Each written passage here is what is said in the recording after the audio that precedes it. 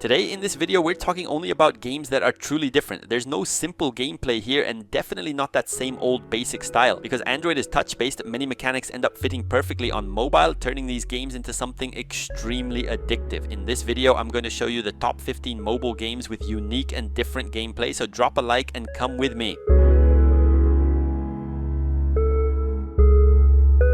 At first glance, this game might seem fairly normal, maybe even a bit too ambitious to be an Android exclusive, but it stands out in many ways, and one of them is its gameplay. Let's talk about ASTRIS. It stands out for being a semi-open world RPG and also for being a paid game with no gacha, something that goes completely against the direction most companies take today. The most striking feature of ASTRIS is how it blends the strategic thinking of turn-based combat with the reflex-driven execution of an action game. During your turn, you use action points to chain abilities together. However, time doesn't fully stop and the order of your actions directly controls the flow of the combo. When it's the enemy's turn, you're not just watching. You must tap the character icons at the exact moment of impact to perform parries or dodges. Outside of combat, the gameplay focuses on exploring the planet Alindo, a world where the sun never sets. At first, this might look like a fairly standard survival game, just an apocalypse, you in the middle of it, and countless zombies to deal with, but let's talk about DYSMANTLE.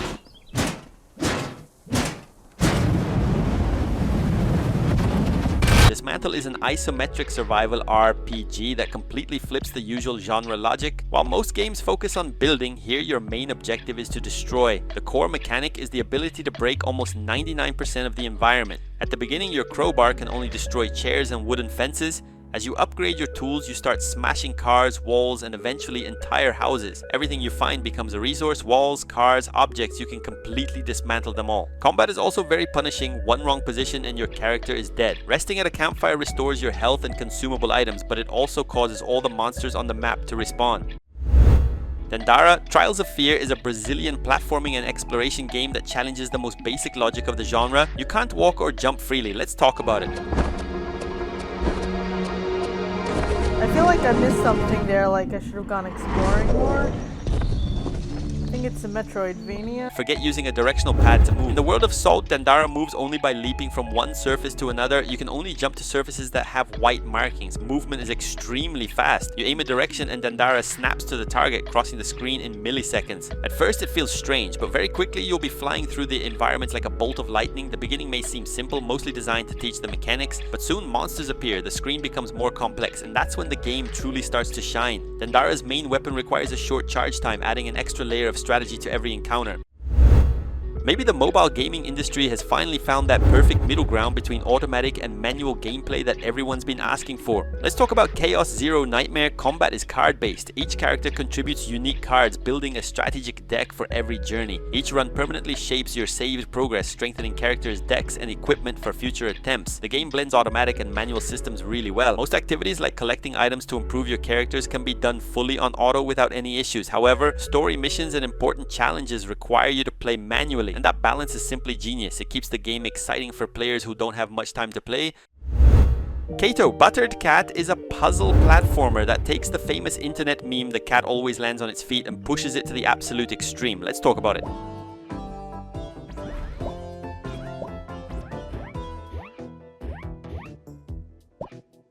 The gameplay revolves around two characters that you control either alternately or at the same time, CATO and the toast. When you combine the cat with the toast by placing the toast on the cat's back, they start spinning wildly in midair, creating a levitation effect. This allows you to float past obstacles that would be impossible to cross separately. Beyond being built on a brilliant meme, the game is simply a lot of fun. In many levels, the goal is to find a way to launch the toast or guide the cat so they can touch each other. The moment they fuse, they become an uncontrollable flying machine, which you use to reach the exit.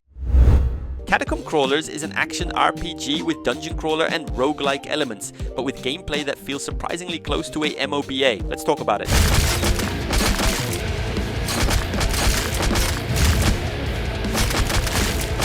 The gameplay is structured around procedurally generated levels with dungeons that change on every run. The first time I played it, there were only 3 characters, each defined by a clear role, a mage, a tank, and an archer. The gameplay itself is very easy to understand and intentionally simple. When you die, you usually lose the items collected during that run, but you keep special currencies or experience points to invest in permanent upgrades at your camp. Enemies inside the catacombs can apply effects like bleeding, poison, and curses. Having the right antidote at the right moment can be the difference between finishing the dungeon or dying just a few steps from the end. bump. SUPERBRAWL, developed by Ubisoft, is a 1 versus 1 strategy game that mixes tactical decision making with mechanics that almost feel like a game of billiards. Let's talk about it.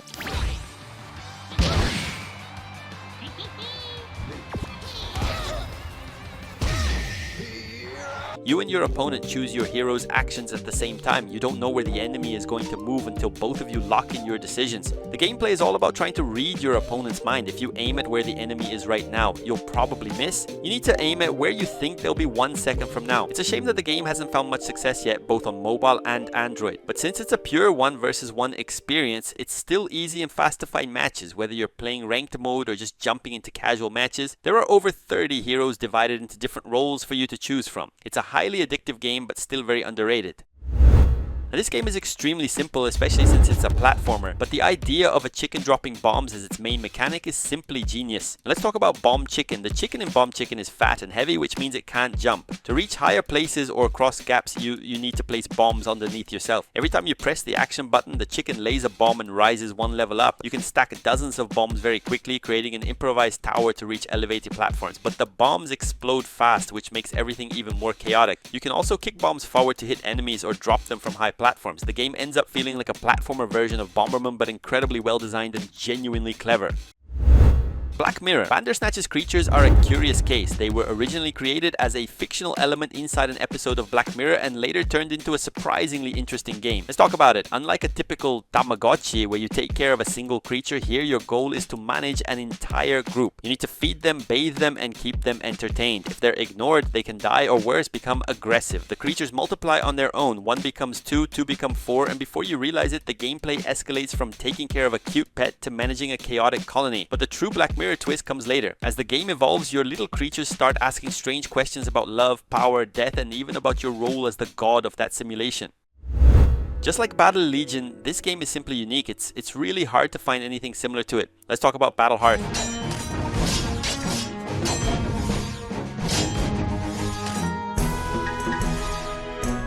The focus here isn't direct control of a single character, but rather the real-time micromanagement of a group. The gameplay itself is easy to understand at first, but the more chaotic it becomes, the better and more engaging it gets. As the screen fills with monsters, you need to quickly draw lines to reposition your mages who are fragile while keeping your warriors on the front line. You control a team of 4 heroes at the same time. The synergy between them is what defines success. There are classic roles like tanks and healers, but also more unconventional heroes with abilities that can dramatically change the gameplay.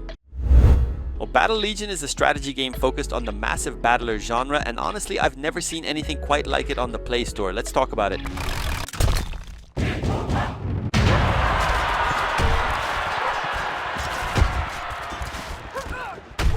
Unlike an RTS game where you directly control every unit, in Battle Legion your influence ends the moment the battle begins. Your time is spent organizing your formation, choosing which units to bring, and deciding exactly where to position them on the battlefield. Once you hit battle, the units fight on their own, driven entirely by their AI. Victory is decided purely by your positioning strategy and army composition. The game is fast and straightforward. You can easily play 10 matches in 10 minutes, and there are currently over 100 different units you can place on your battlefield. It's simple, direct, and all about smart decisions before the fight even starts.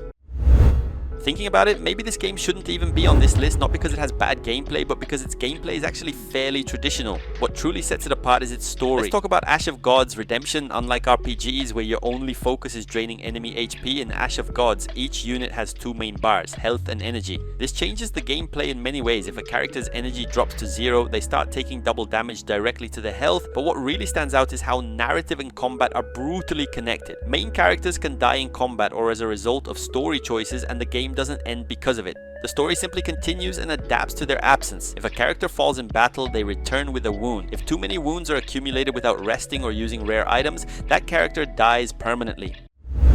I know there are countless MOBAs on the Play Store, and most of them usually feel exactly the same, but this one is different. Let's talk about Ancient Stars.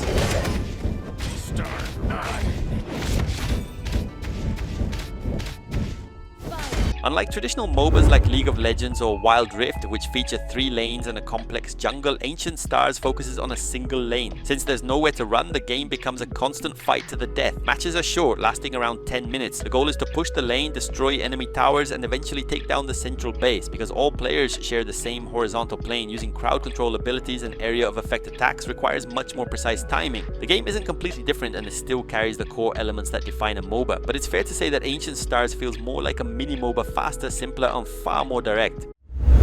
This might be one of the most ambitious and unique games on our list. It's a vertical action RPG played with just one button. Let's talk about ACHROMA Tides.